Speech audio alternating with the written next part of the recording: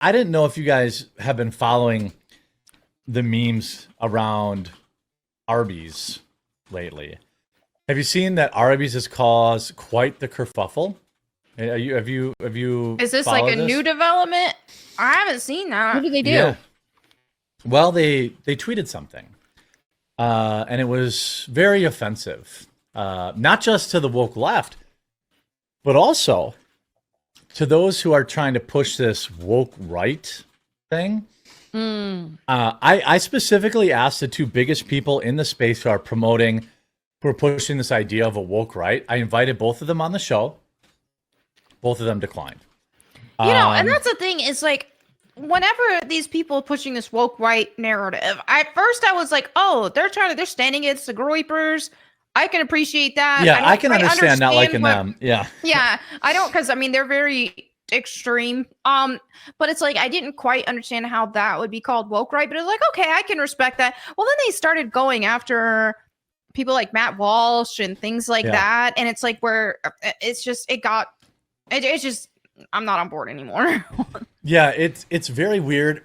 I also think it's very curious that the two biggest figureheads pushing it declined coming on my show, where they could expose 35,000 people to their big brains about woke rightism.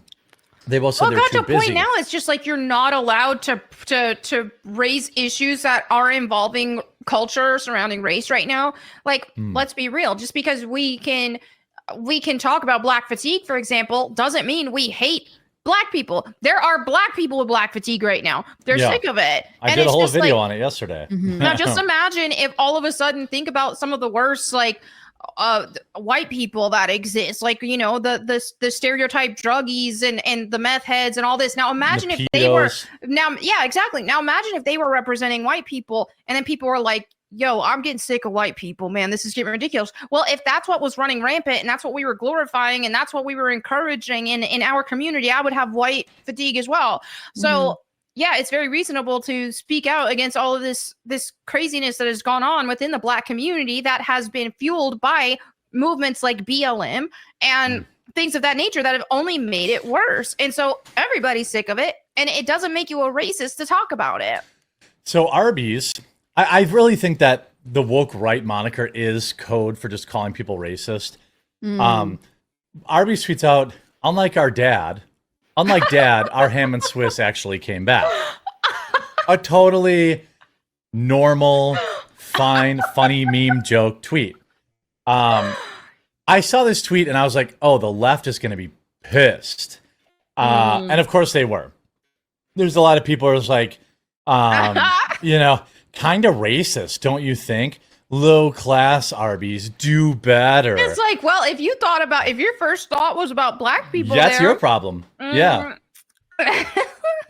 Well, that's what I mean. I said, you know, like my dad went out for a pack of smokes thing. That never had racial connotation to me. Right. It was always like, ha ha ha, you know, your dad must have left for a pack of cigarettes. It never had anything to do with black people. And then like, poor form, you should fire the person on the marketing team that thought of it. Now, this would be really funny if Popeyes made the joke. Yeah, Yeah. Popeyes did it. If you guys ever watch Gilmore Girls, there's a character in there who's a white teenage boy whose dad left and never came back. Like, it's not actually specifically tied. Now, if you only have context with people in your lives being black and having had this happen to them, that's more of a you thing, right? I know a white person that happened to them. Yeah, of course. It caused them a lot of pain, like growing up, because their father walked out on them. So it does happen to white people as well. Then James Lindsay, he used to be popular like 20 years ago when like early anti-SJW. He had built some clout, but he's been basically irrelevant ever since. Now he's pushing this woke right thing. He tweeted out, and I'm not kidding you, Arby's is now trying to appeal to the woke right demographic. That's curtains for them. Cringe AF. That's beef curtains. Yeah. Melanie. I know. Excuse me, this is Estrocast. I expect more from you. It's not often you're going to get a joke like that from me. I couldn't help it. So everybody basically ruthlessly My favorite is I responded with this to his is like he ended after getting ruthlessly mocked. He then came out and was like, actually, I might have overread the cringe Arby's ad, so they can have that one. The memes I thought it referenced are real and increasingly common, but Arby's probably didn't play into them. Sorry, fam. It's like, what? No, everybody was making fun of you. By the way, he attacked Matt Walsh. I saw that. Like, he just totally took Matt Walsh out of context. Like, right.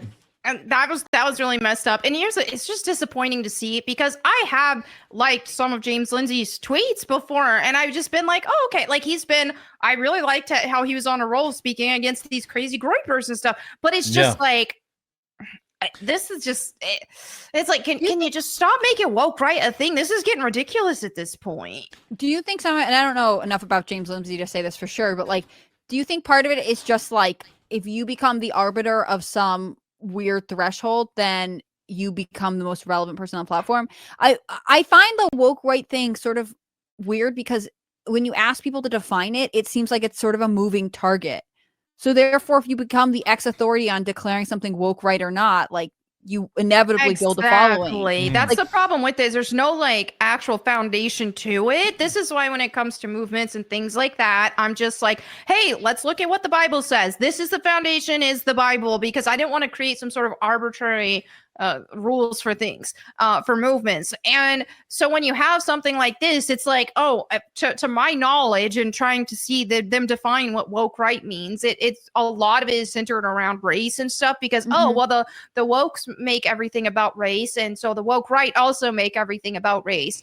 But it's just a bit too vague, and it's a bit too much of an umbrella term because what, are we never allowed to talk about race right now? Because race issues do exist. And like where's the threshold for where, like, when discussing something in the context of race or differences between different racial groups is not woke versus like exactly. Well, you have to sign up for Matt Walsh's 32-piece course for $59.95 to understand.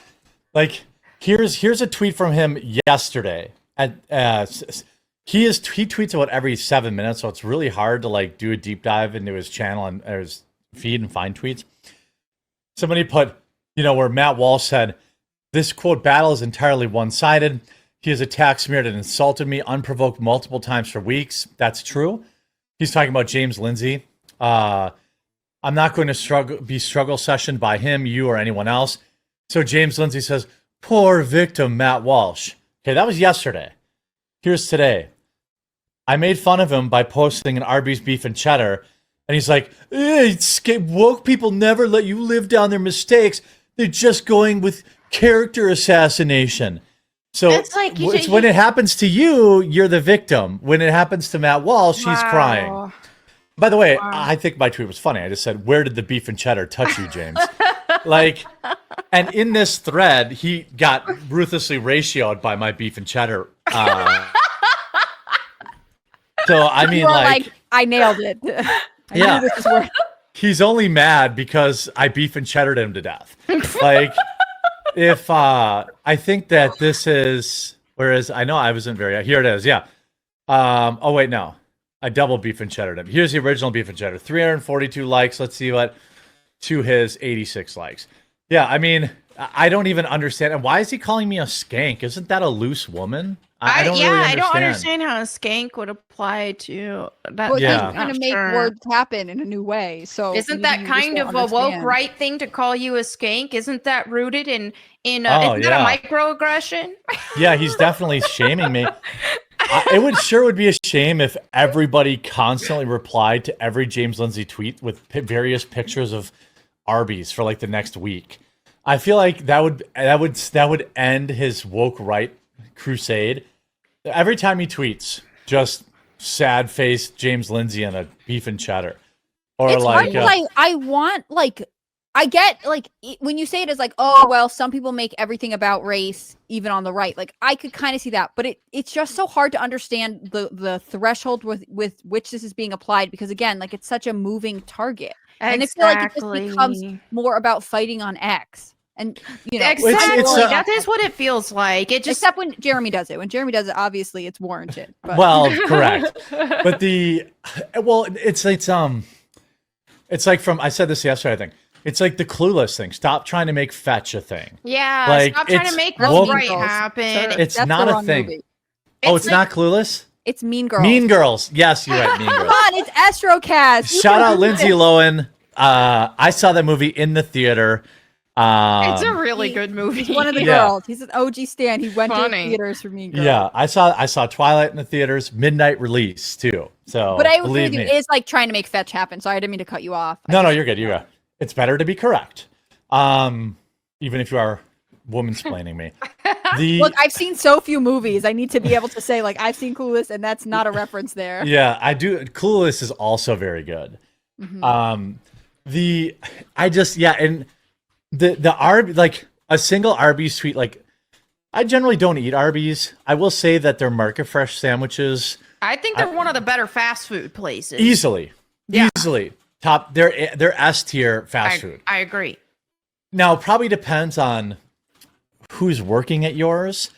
The only Arby's that's close to my house is on the border of the city, we'll call it.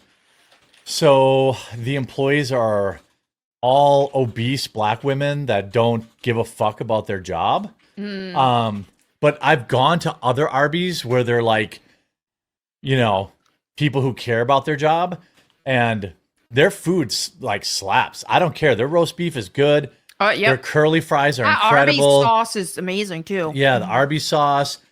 Their Market Fresh sandwiches are super good. They're way better than like Panera Bread, and they're the I same agree. price. I would go to Arby's over Panera Bread any day. Yep, Panera Bread used to be good when they had like the 2 for, like they always had the pick 2 meal where you get like a half a sandwich and a bowl of soup.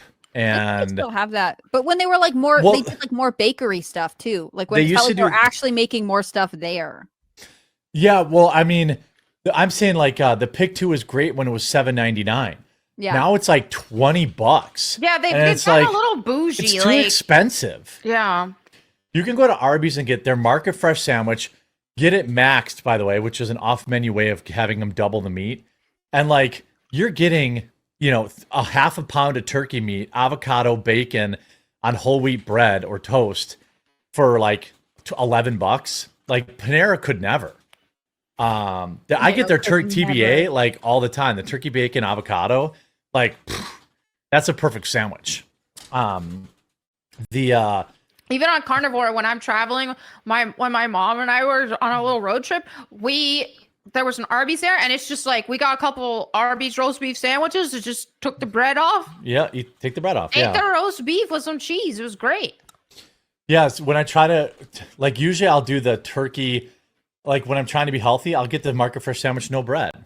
You know, like, because I don't like buying it and wasting it. So that's Right. just like a I'm pile of just meat better and than you in cheese that then, way. yeah. Yeah, But, just like, meat and cheese. They're like, well, what do you want me? Just put a bag of meat? I'm like, yeah, just Yes, put it all in ideally. just wrap up a big bag of meat, and I'm good for it. I would go to a real deli for sandwiches. Yeah, there aren't many of those though. You have to kind of live in a big city to have like a good deli. yeah. We have one in Milwaukee called Glorioso's. It's an Italian deli. Best sub ever. But it's 40 minutes to drive there. You know, that's a long way to drive for a sandwich. I think it's regional too. This is going to be a boring conversation for both of you, but Roast delis, beef, onion, provolone, horseradish, ciabatta. Yep, perfect.